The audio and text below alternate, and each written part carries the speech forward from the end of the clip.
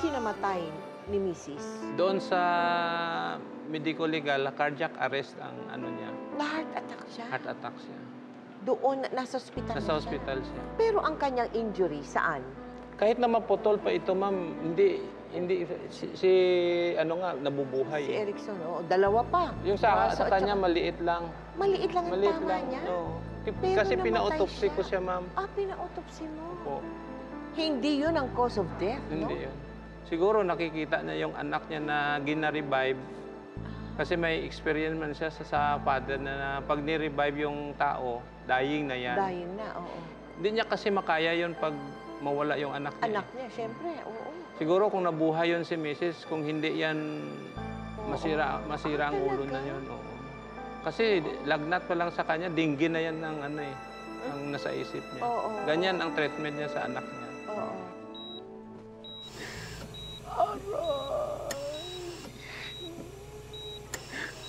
Ay!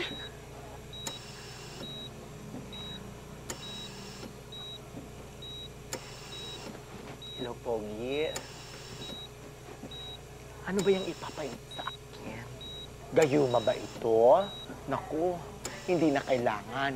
Kasi ngayon pa lang, may tama na ako sa'yo. Aray, teka lang po na. Sakit. Sakit. Thank you.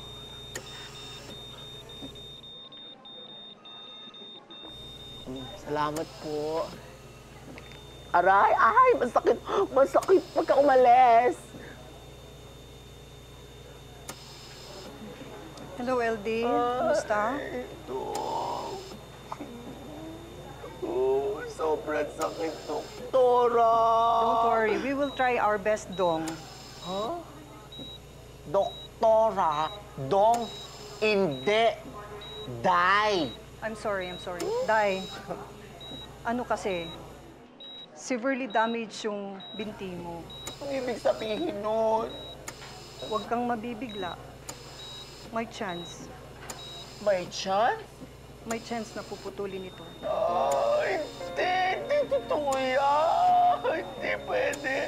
Tuluyan na ako hindi makakasali sa Miss Gay Universe next year.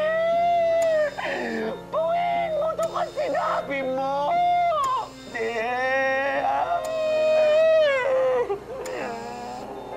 Naku, tinapakasakit. Oo, grabe po. Iyak po ako ng iyak pag sa tuwing gabi. Kahit hindi gabi, araw, tanghali, gano'n. Oo.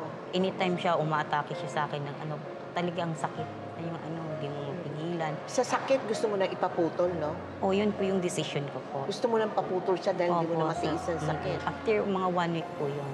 Oo. Gusto ko talaga yung papudo kasi ang sakit-sakit na talaga. Kasi hindi ko rin kasi yung nakakaabala rin ako sa mga ibang pasyente na Dahil? lagi akong sumisigan na po ako sa sobrang sakit eh. Kasi pag sa tuwing gumagalaw ako, masakit siya. Kasi kailangan ko rin gumalaw kasi yung ko din baka magka-bedsore din ako. Oo, bed sore. Oo.